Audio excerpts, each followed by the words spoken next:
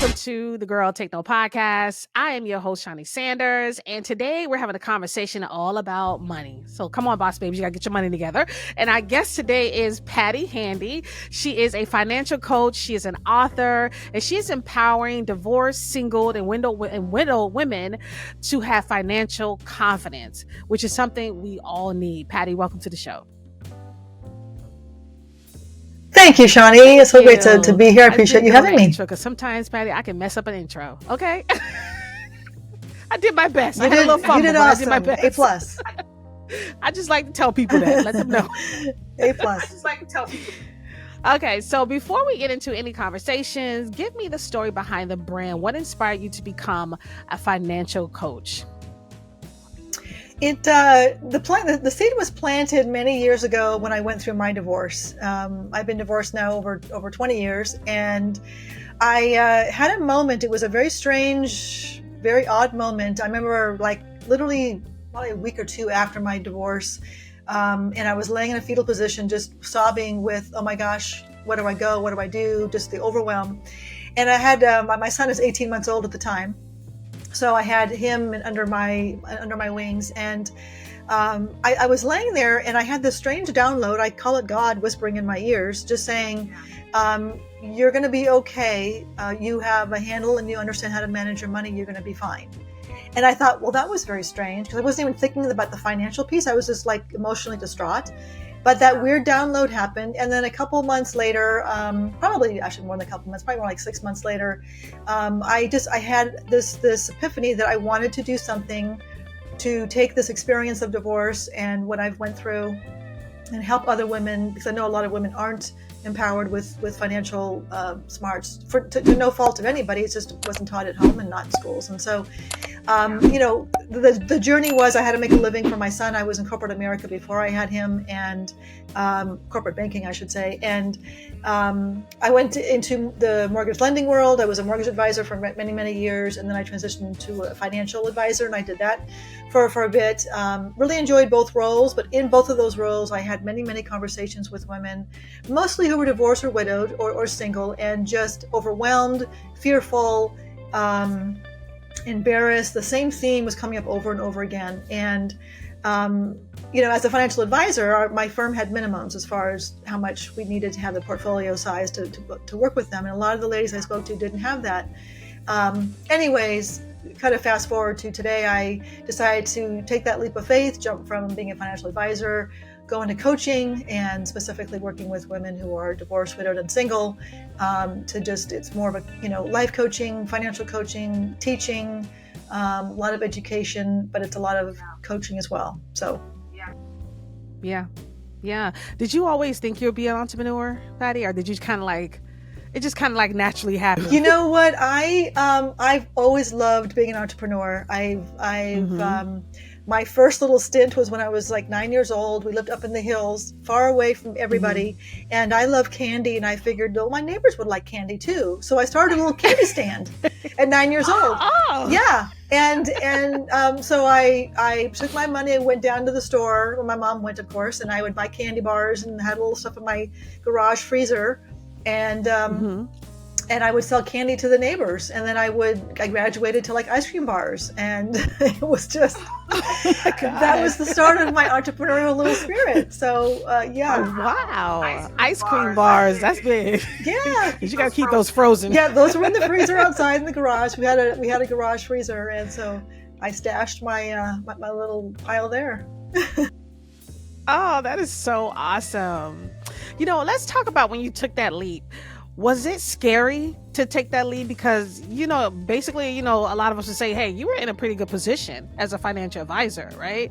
Was it scary for you to say, okay, I'm going to do this on my own. I see a need and I'm going to do this on my own. Was it? Oh, yeah. It's still scary. Absolutely. Yeah. I left a job with, obviously an income and, a good income and benefits and a 401k and all those bells and whistles to nothing, so I had to go out and get my own medical insurance so it definitely is a leap of faith. But I'm at the stage in my life where I look back and I thought, the fear of regret of not doing this was greater than the fear of the comfort of that position. I didn't want to look Yeah. back, 80, 90 years old and go, what if I just done that? What if I had imagined what the world would be like if I was able to help 100 women or 1,000 women or 10,000 women, and then they all helped 110,000, and just what a ripple effect that would have on the world, and then their kids, and how that would just, again, ripple out to the world. And Yeah. I just got goosebumps, when I would think about that. I thought, what, I'm just going to do it. I'm doing it. So That's such awesome, because it's all about the service, the act of service. You know what I mean? It's like you said, just that ripple effect, because you educate all these women on money, educate them on how to have that financial freedom and how to just have a better relationship with money, which I think we all need to understand. And that's powerful, because not a lot of people have that type of ability. I think people I talk to in my circle, the majority of us really need to improve our relationship with money. We're just now beginning to think about, okay, how do we build a business? Do we do a holding company? Just different things in order to have a better relationship. How do we invest it? What we do? How do we bring it in? Yeah, it definitely, it's one of those conversations that most people don't like to talk about, and Yep. it's uncomfortable, and people are embarrassed, and they have shame around it, so they don't even discuss it. And there's no shame. There's no, I want to remove that word from the vocabulary, because it's no different than me not knowing French. I didn't learn French in school. We didn't speak French at home. So why would I know French? Yep. Right? So I'm not embarrassed. I don't speak French. I never learned it. So the actual mechanics of money are actually very simple. They truly are. It's just that people look at this, and the financial world makes it so complicated, and it doesn't need to be. Mm-hmm. Why do you think we're so ashamed of talking about money? You know what I mean? It makes us look as, I guess it makes us feel like we didn't make good decisions in our life, if we don't have it. I mean, I don't know what that is. Why do we? Yeah, I think there's a lot of deep rooted issues to that. That's a big question. A lot of it is around society. There is this, let's impress the neighbors, and let's outdo the Joneses, and let's compete in that arena. And when you get to a place where you don't give a crap what your neighbors think, you just want to live a good life, and you want to live, like you said, a life of service, and be able to take care of your family, and donate where you can, and all of that stuff that life's about, then you really are in a place of comfort and confident, and being in that power place. It's not about buying a bigger home or a fancier car, and I'm not saying nothing's wrong with that. I mean, that's lovely, but not at the expense of your retirement being compromised, or just the lifestyle. But I think a lot of that, back to your question, is society. I think it is just a conversation that, because we're not confident in it and we're not comfortable with it, it's hard to talk about. It just makes people uncomfortable. Yeah, and that whole thing of keeping the Joneses, I feel like, and you can correct me if I'm wrong, it's like now, I don't know, I guess back then it was saw as success if you're just able to own a moderate home and have the white picket fence, you know what I mean, and just something of your own. Where today it's like, oh no, you got to have the big house, the big cars, you got to take the big vacations, because it's so much what we see on social media, and that's kind of like how we now are gauging if we're successful or not, and we really shouldn't be. Oh, absolutely, 100% no. And we just need to get to that point where, and I think that's where we as human beings, and we're all on this journey. I'm not like I have, arrived. Yeah. We're all on this journey. But I think that when we're at that place where we are completely indifferent to what other people think of the car we drive, the house we live in, it doesn't matter. It doesn't matter. It's no different than what color socks I'm wearing. It's just so indifferent. Then we've come to a place of that peace. And to me, life is about making memories and having experiences. Yeah. And if you want to make money because you want to take your family on a 1-month trip to Italy, then God bless you. That's a beautiful thing. If it's just to feed the ego, to, like I said, impress somebody else, then it's time to do some reflection and to really understand what that's coming from. Yeah, it is. What has the journey been like for you since you've been working in your own business? Has it been like I know business have ebbs and flows. You know, we have some good days, you have some days where you're like, oh, it wasn't the best, but I'm still doing it. How has it been for you? Yeah, it's just what you said, ebbs and flows. You know, there are some days where I'm like, oh dear Lord, did I do the right thing? Should I have really done what I did? And then I wake up, I'm like, no, this is great. This is awesome. I know it's going to work. Yeah. This feels good. This feels in alignment with me. I think the culmination of what I've gone through in my life between my divorce and all the experience I've had in work with having these conversations has brought me to this point. And I truly believe, you know, God's been poking me all these years and finally just said, okay, enough, woman, let's do this. Yeah, exactly. Listen, if God is leading you, then you can't go wrong. That's how I feel about exactly. it. Me, yeah, I'm on, yes. You know, let me ask you this. So back in the day, we know how there was a lot more housewives, right? And a lot of them didn't work and they depend on the husband. So if a divorce was to happen, a lot of them was like almost left with nothing. You know what I mean? And almost like no skills to work either, right? Today, it's different. So when you look at women who are divorced or women who are single and widowed, are they kind of like in the same similar situation where they're like, I don't really know what to do. I don't have the financial stability, especially if they were married and they're divorced now. I don't have that financial stability because he was paying half of everything. And now here I am, have to manage this myself. What do I do now? Do you get a lot of women like that? There certainly are a lot of women who were homemakers who stayed at home to raise a kid, so didn't have the track record of an income, which means their Social Security is affected. And so it sort of ripples, and then they just let the husbands manage the funds because they just did a better job, or so they thought. And they just, you know, it was like, they didn't think about it. And especially with widowed women whose husband took care of it, and suddenly the husband has passed unexpectedly. And we've seen that for sure. And it's the, you know, the trauma and the grief and the emotions that they're trying to get through. And the financial piece is the last, you know, piece that they're thinking of. They're just like distraught over losing their husband that they loved. And the financial piece has to be addressed for sure.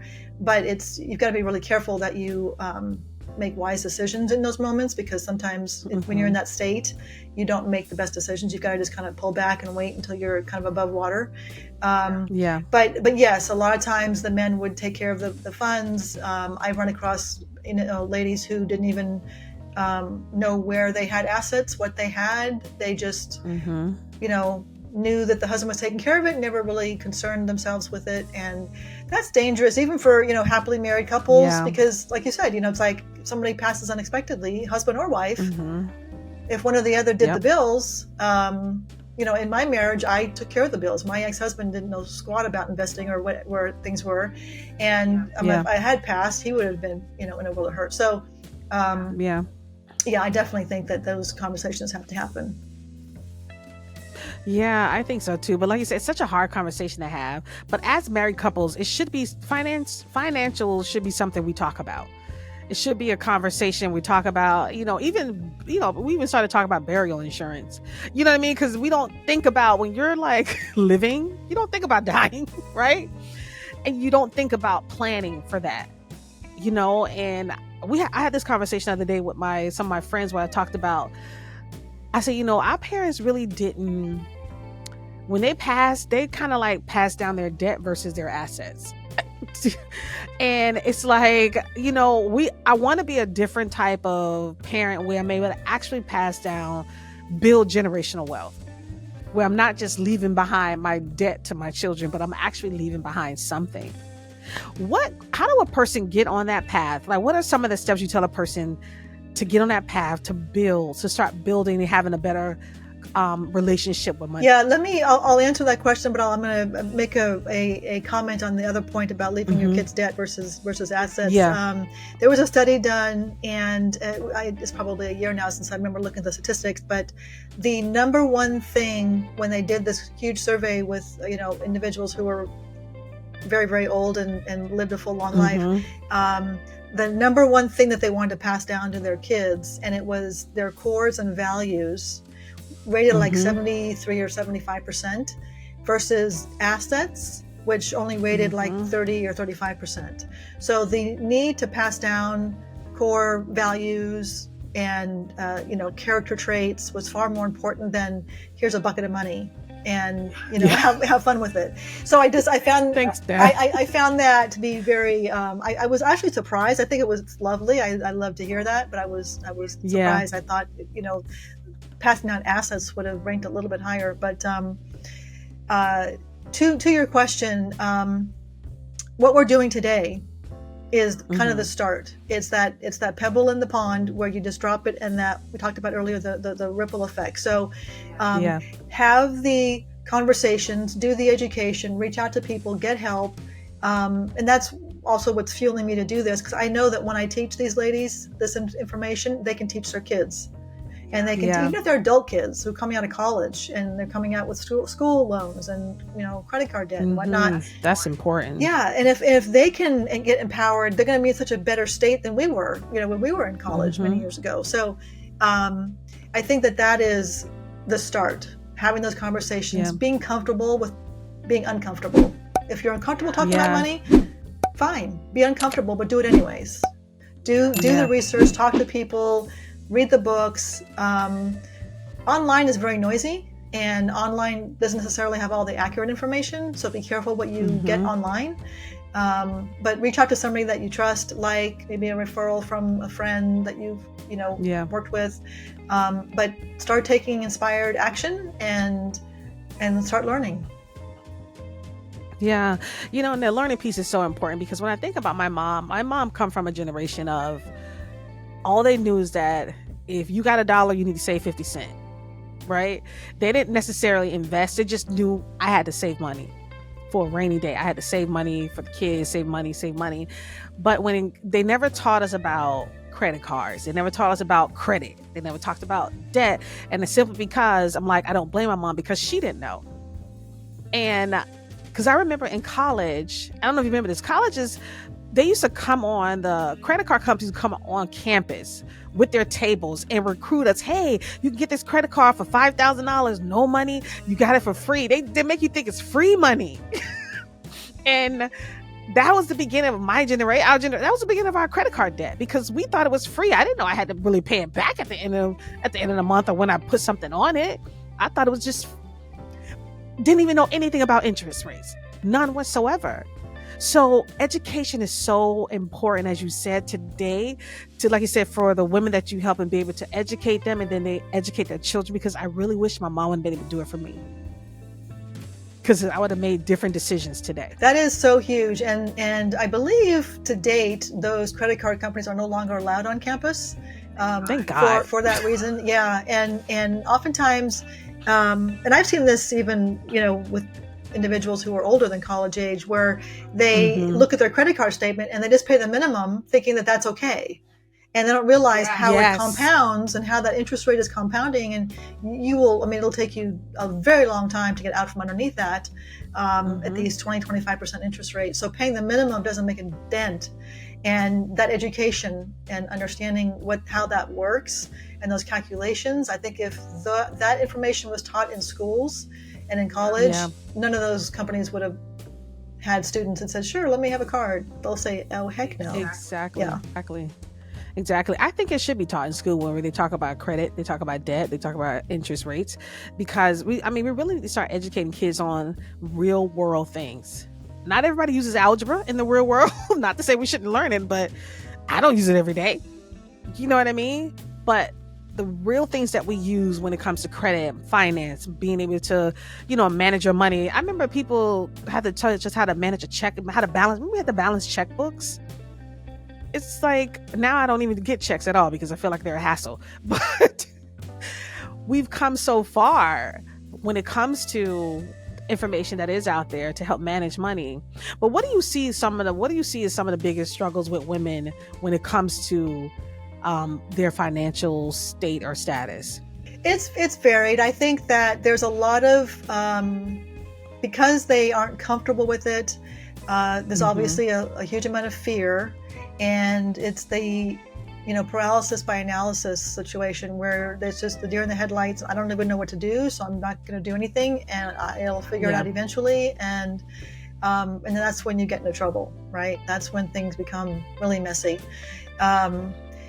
They don't know where to start. It's like, what do I even begin with? Do I focus on getting out of debt? Do I focus on getting an emergency fund? How do I invest? What's a mutual fund? What's an ETF? What's the difference between the two? What do I, there's so many things that people are being fed.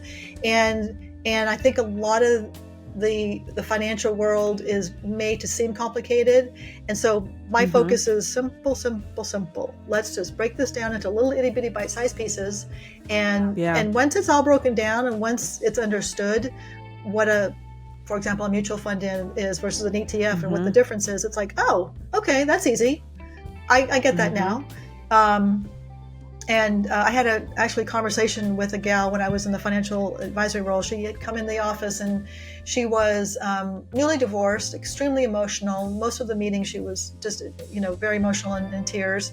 And her husband took care of everything. She didn't have a clue about anything investment-wise. And I was explaining to her, like the investments that we're going to be putting with her portfolio. And she was just looking at me and she's like, I don't understand what you're saying. And I'm like, okay. So I closed my computer. I looked at her and I said, all right, let's go through. We're walking into my favorite store, which is See's Candy. And we go to the back of the See's Candy store and we get a 2-pound box of nuts and chews. And the nuts and chews are a combination of different pieces of candy, right? Some have nuts, some have caramel, some have this or that, whatever. But within this box, you've got a lot of different flavors.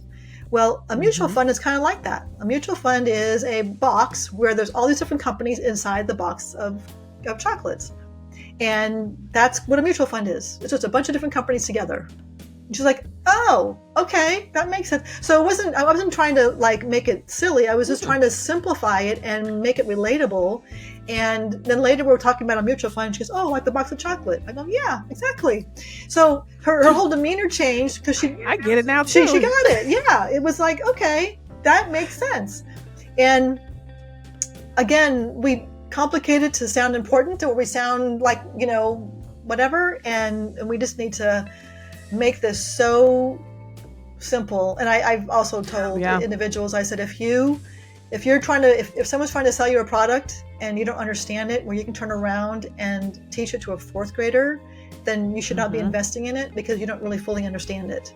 And if you fully don't understand a particular product, a lot of these annuities and insurance products, they have a lot of moving parts. Now they're not bad or good, but if you don't understand them, you need to just wait until you do. So let me ask you this. Do you find that a lot of people don't understand their 401ks? And I think the reason why I asked is that I think even I did for a while, was like, I feel like a 401k with your company is something I'm gonna do the max and I'm just gonna leave it alone. I'm not even gonna think about it. Like I'm not checking it. I'm not seeing what's going on with it. I don't know if it's going up or down. I just know it's there and I don't have to think about it. Do you think do we need to start taking more of an active role in looking at our 401k, paying attention to what's going on in the market? Absolutely need to. I mean, no one cares more about your money than you do. And so, because I don't think we do right now. Yeah, no, you absolutely have to. Now, within 401ks, typically there's less options to invest in. There's less choices of funds versus if you were to go to like a Fidelity where there's tens of thousands of different funds. A mutual fund has a very small select number of funds. And a lot of times they'll put you into a target date fund, meaning that if you're going to retire in, 2060, you invest in a target date fund 2060 and it's already allocated for you and they do the rebalancing and they take care of it all. And that's all great. Target date funds are wonderful for that. But you absolutely should see what's going on. You should look at your statements, quarterly or a couple times a year. Yeah.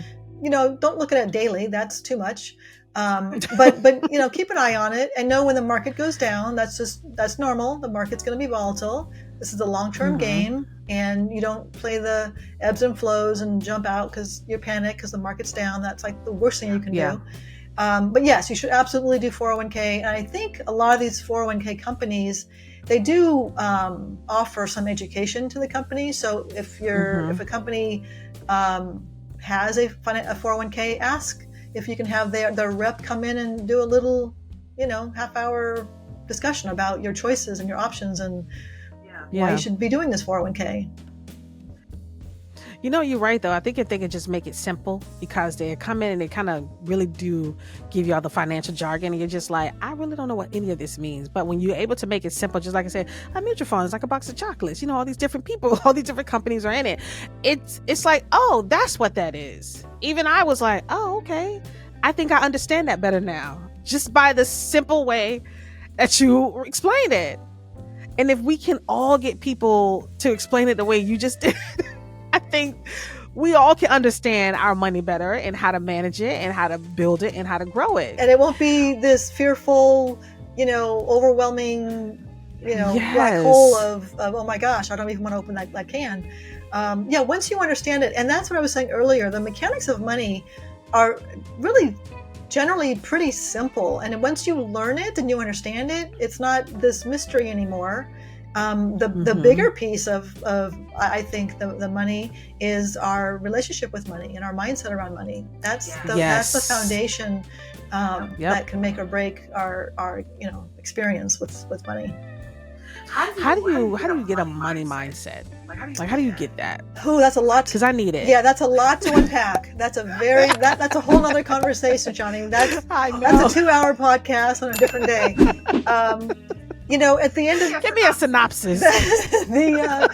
Okay, so I'll give you a very high level. So I want you to imagine an iceberg, okay, in the ocean. So the top where you can see the actual iceberg is your conscious mind. Okay, underneath the water is the bigger piece of the iceberg. That's where the major size of the iceberg lays, and that's your subconscious, right?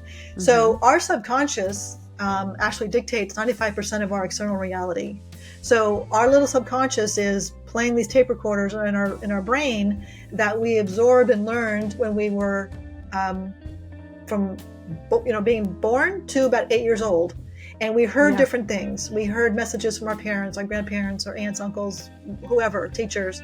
And we heard things like, money doesn't grow on trees. What do you think? We're rich, and rich people are greedy, and all these different things. So we either grew up in a household that was scarcity mindset or abundant mindset. And so that is what we have going on in our subconscious mind and going on in the background. So our decisions that we make consciously are mainly focused on the result of what we're thinking subconsciously, and to unlearn that and to change that, that's a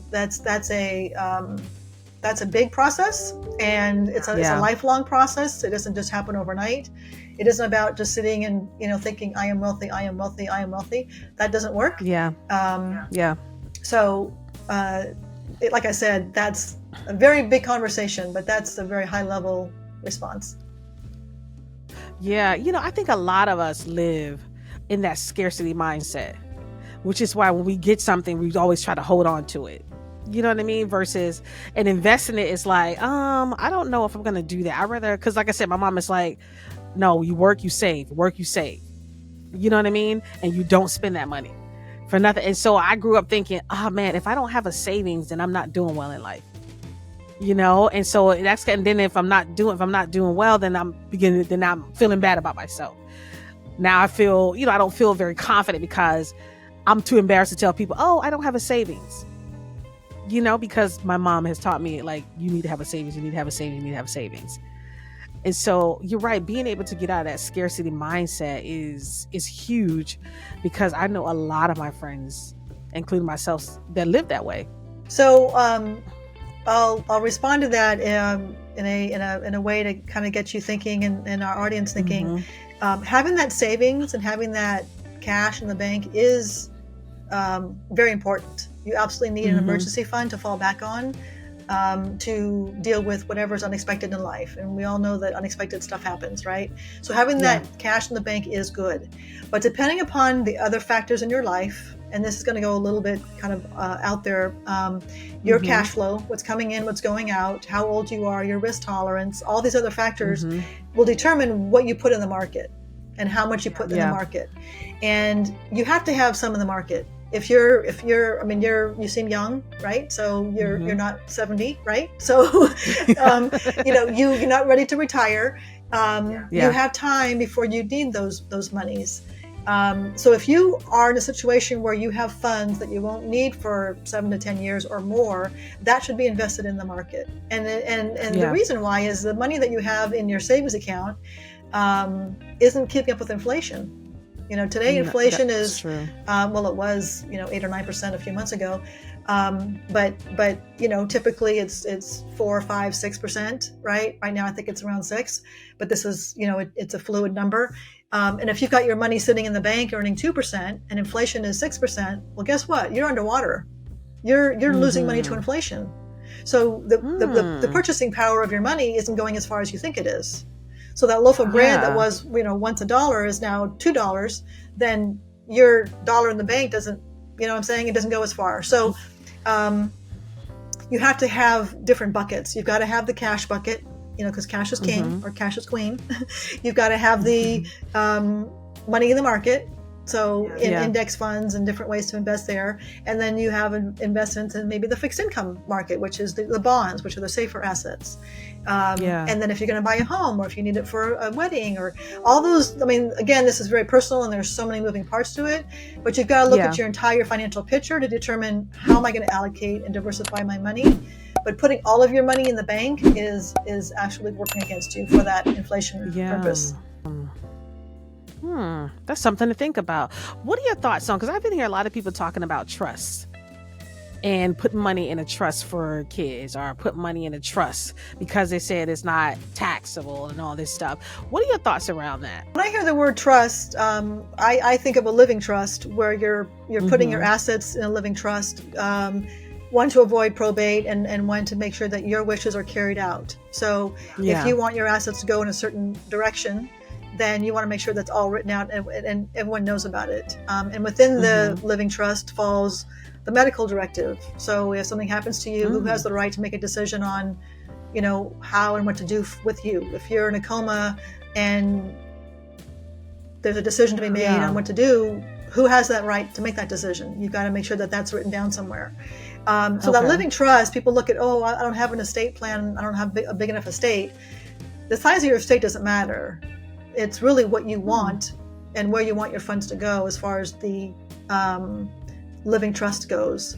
Now, the other comment that you're making about the trust, you want to reach out to an attorney or a CPA to get into the nuances and the tax consequences of how to put your funds into trust. And that's typically more for those individuals who have more assets and that are trying to be creative. But I think in your context, more of just having a living trust, having an estate plan, that's important for everybody, regardless of your portfolio size. Okay.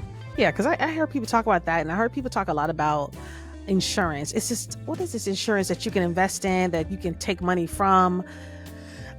Yeah, see, so there's one of those things where a lot of people have been talking about that lately. If you listen to Susie Orman at all, she'll tell you to run like the wind from those products. And I'm kind of on board with that. So a universal life, a whole life, there's different kinds of insurance policies, and they all incorporate a combination of some life coverage and then of course some investing piece. But if you can't explain it to a fourth grader, then you shouldn't be investing in it, right? Exactly. So I don't know nothing about it. Yeah, the simplicity is, if you have children, you have a family, you have people that need your need funds if you were to pass, a term life insurance, a simple term life insurance is the least expensive way to go, where I'm going to have $1 million term policy. It's this much per month. And it's far less expensive than a whole life or universal life. But there's no investing side to it. It's just a simple insurance policy. If it's a 10-year policy or 20-year policy and you don't die in that 10 and 20 years, well, yay, good for you. But all those premiums are gone, right? You've just paid like anything else. You pay home insurance, you pay car insurance. If you never get in an accident or your house doesn't ever burn down, it is what it is. That's what insurance is. Yeah. But the investment side, if you were to look at just putting those assets that would have been a more expensive premium, you would be, and you put that into the market in your own investing, then that's the way to do it. Really, that's my recommendation. I'll just say that. Keep the piece of the term life insurance separate. Invest in the market and index funds. because the costs of those universal life and those whole life, there's hidden fees, there's different things that are in there where it's costing you more in the long run. They make sense for some people. I'm not saying they're horrible product, but again, you've got to completely understand those before it makes any sense for you. Yeah. What are your thoughts? Because I've been watching the news lately, and everybody's talking about our debt as a country, I guess, and what's going to happen if we default on that, and what happens to retirement funds, and I guess the market itself.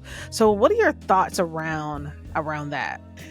Yeah, that's a good question. That could be another conversation as well. I think overall, yes. I mean, we've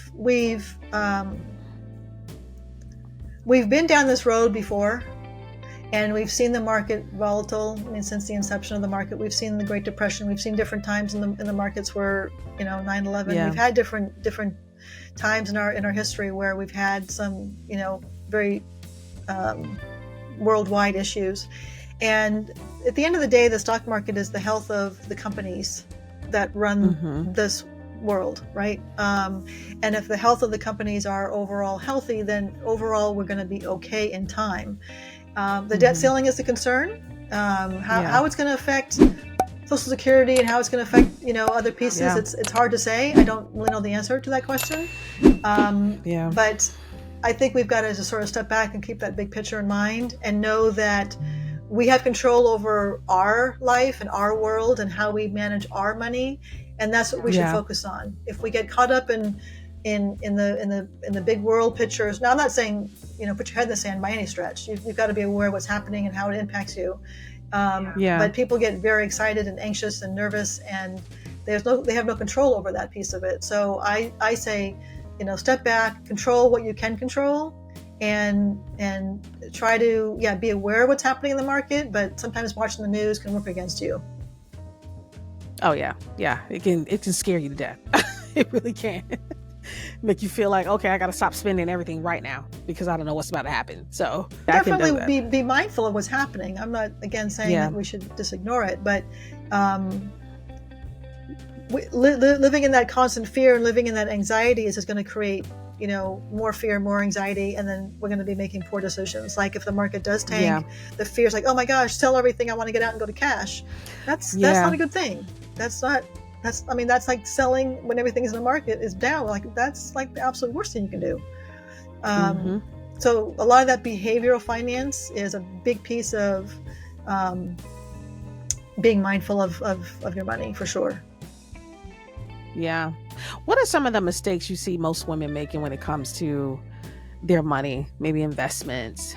Like, do women come to you, with the women that you coach, do they already have the assets? They just need to figure out where to put them and understand where they are?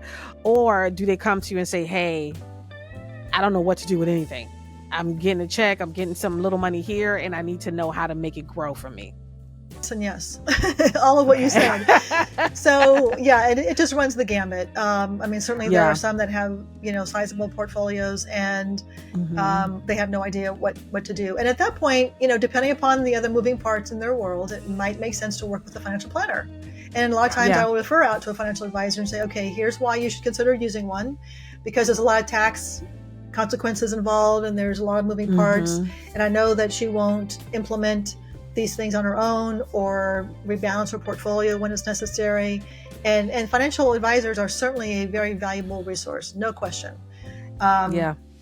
So I don't replace a financial advisor. I work with financial advisors. I'm a complement to them. In fact, I work with financial advisors because I do what they don't do and vice versa. I don't manage assets. I don't take their monies and tell them what to do, like how to invest it. But to your point, we start at the beginning. It's a roadmap. We start at, okay, where are you at today? What's coming in? What's going out? What do you need every month to really pay your bills? What's coming in net every month? Where's the gap? How do we clean up the gap if there is one? If there's positive cash flow, then let's look at what we can do with that. If there's debts, we need to address that. So again, it's very personal, and we dive deep into those situations, and we walk through what all that looks like. I mean, if there's credit cleanup to be done, I help with that. Yeah. Because after divorce, a lot of times those credit cards are closed, and so there's a hit to your credit sometimes. So, and then if you want to buy a house or refinance, I help with that. It's just, there's so many moving parts and there's so many individual circumstances, but overall it's, let's start where we're going and let's start where we are and look where we're going and then fill in that gap. Do you advise them to, hey, let's stay away from credit cards at this moment and try to focus on building what you have and managing that well? Like, what if someone comes and say, hey, I want to open this credit card. Would you tell them, hey, let's stay away from that. Let's just kind of manage what you have? Depends. If they have a very good credit score and they've got other cards and they're using and paying in full every month, then there's no reason to open up more credit. If they have a house and they have, one installment loan, like a car payment, and then a couple credit cards, that's all they need to build good credit. I've actually seen some individuals with a credit score in the 700s, mid 700s, with no mortgage. So it just,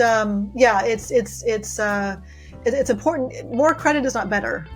But if your focus is paying it off and paying it down, we put a plan in place to get that done while also investing. It isn't like one or the other. I am a proponent of doing both. You need that emergency fund to fall back on so that you don't have to pull out that 20% credit card when something bad happens and you need to put a new tire because it blew out, right? You need to have some cash in the bank.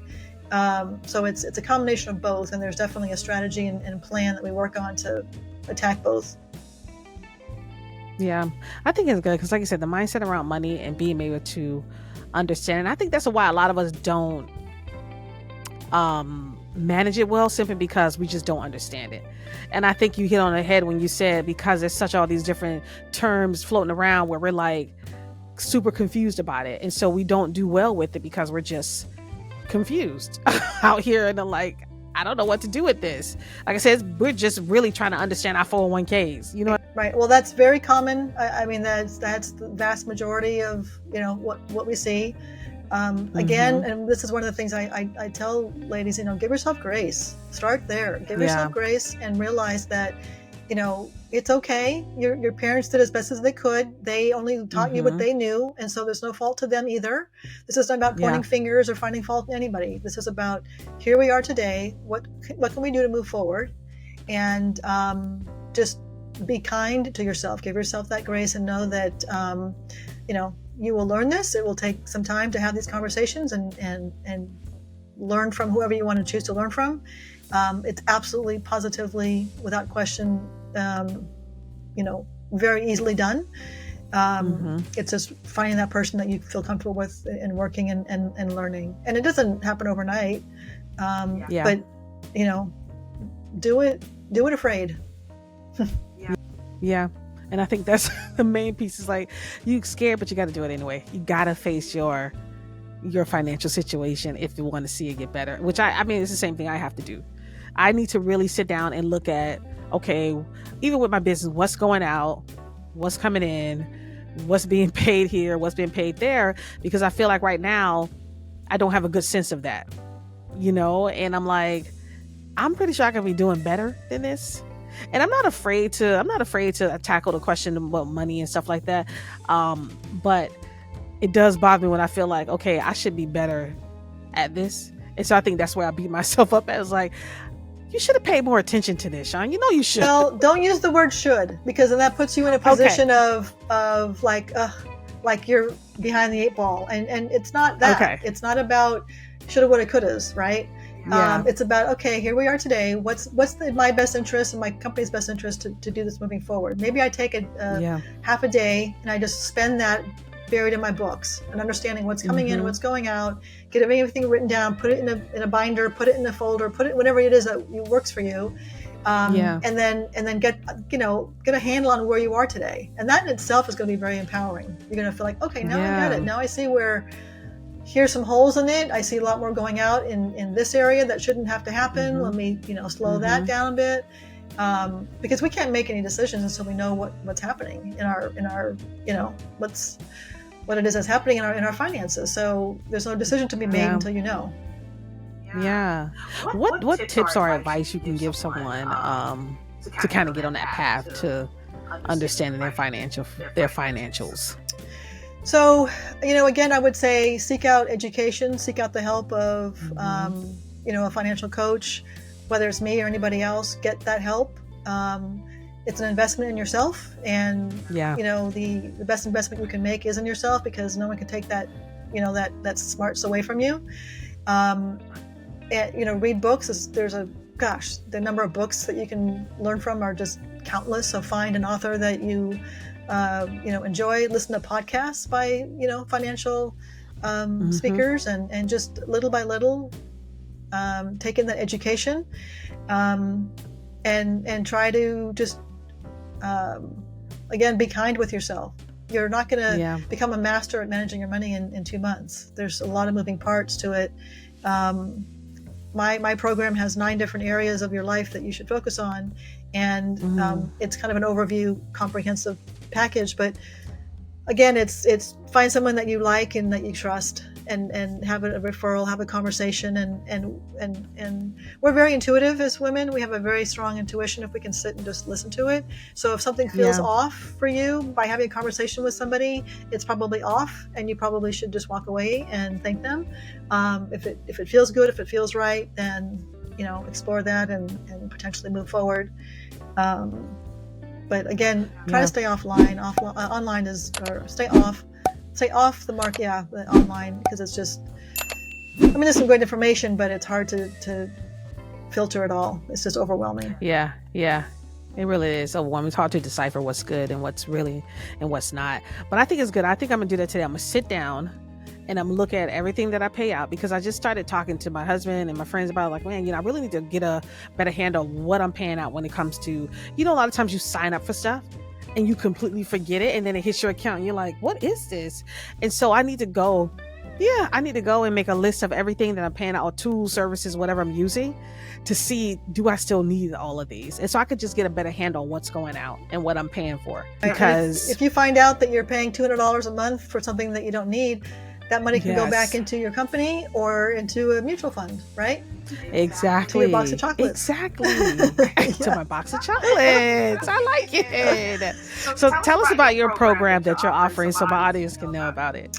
The program is called Minding Her Money, and you can go to Mind. I like it. Yeah, well, we are minding her money. So it, as I mentioned, incorporates 9 different areas. It really is a transformational program that will help ladies at the end of the day just get comfortable with managing their money.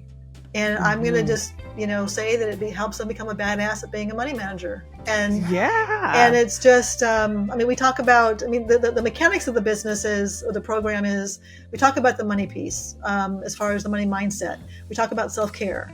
Those two are the kind of foundational. Getting organized, starting to get your papers together. We talk about getting your credit cleaned up or kept up if need be, buying a home on your own, dealing with the debt, dealing with spending, look at, the emotional spending that happens, and kind of take a deeper dive with that. We have 2 modules on investing. One is more simplistic and just a breakdown of the jargon in simple terms, so they have an understanding of what all these things mean. And then the other module is going a little bit deeper, where there's some tax strategies and some more things just to be aware of. And I make it very simple. I explain it very clearly, like I did the box of chocolates. So it makes it very simple to understand. And then the last component is living our ultimate legacy and retirement. So we can, even if you're in your 40s or 50s, you still want to think about what kind of legacy you want to leave and what that retirement looks like. So it's a combination of a digital course where they get to watch these videos and they have a lifetime access. And then we have weekly coaching calls for 90 days. And that's one awesome. That's one piece of it. And then you have the option of buying another program where it includes all that, but then you have 10 meetings with me one-on-one, and we dive deep into your personal situation. Yeah, I like that. I really do. It works. We all need to be better with money. And minding her money is seriously the thing we should be doing. No, you're right. And this conversation has really kind of like just opened my mind up more and said, okay, I'm gonna really sit down and I'm really gonna get deep into it and really start looking at things. Like I said, just doing that one step will make me feel better. and then maybe comment on to a course like yours probably take me over the edge.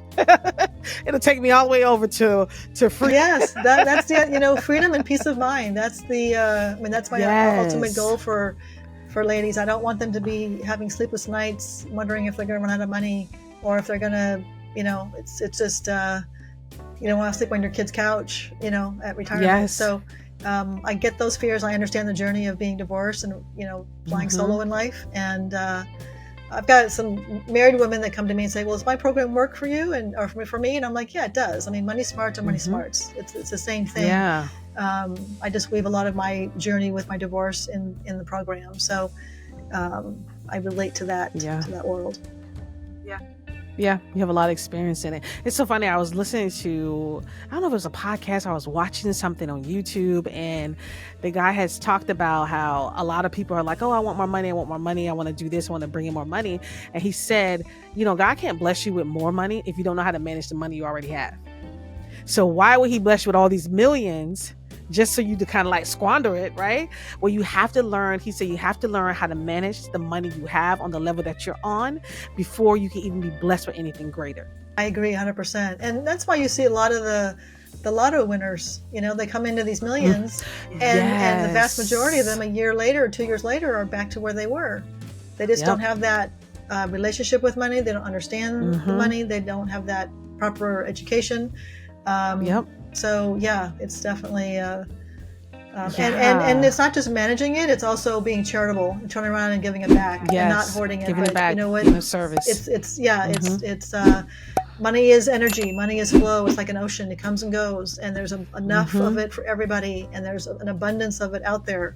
And if you just know that it's coming and going, and the more you give and the more you it just all flows. And I know that's a little woo-woo, but there's some science behind that. I love that. I'm glad you said that. Before we end the show, which I don't want to end because I could talk to you forever. I ask this question to all of my guests that come on. What was some of the best advice you received from another woman? Just life. It comes to money. It can be life. Whatever advice you felt like was pivotal for you, that stood out for you. I had a lot from my mom growing up that was good. I can't say there was any one particular comment, but just watching her, just her compassion and her huge heart, and just the way she loved deeply. So she would be my first and foremost hero. I think. It's interesting. I think it's probably more from female authors that I've learned from. I mean, there have been some wonderful women in my life for sure, but some of the transformational things I've read in books. There's a great book called How Women Rise, and it's I got certified as an executive coach through Marshall Goldsmith, and he wrote the book with a gal, Sally Helgeson, if I'm not beating up her name. And it's just about how women rise in life, not just in, corporate America. And that was a really great book. So, and of course, Brene Brown, all of her information is very powerful. So that's a long answer to your question, but there you go. Listen, information is powerful. You can be inspired by so many people along your journey throughout life. I know I have, all different type of women. I even get inspired by the women I talk to, like you guys, every day, that kind of give me these tips and these things where just like, oh yeah, you could do that. So it's like, I love it. I love talking to women. I love hearing conversation. I love hearing the stories behind the brand and just understanding more about everyone that come on the show, because it does inspire me to be a better woman, to be a better person, and be a better service in this world. So thank you, Patti, for coming on the show. Well, thank you, Shaunie. I appreciate being here. And, women rise with women, right? I mean, there's a saying that I'm going to completely butcher, but there's, the tides, we all rise together. And I think if we lift each other up, then it's the way. It's the only way to do it. That's a beautiful thing. That's how I like it. All right, guys. I am Shaunie Sanders. This is the Girl Take No Podcast, and we will talk to you next time.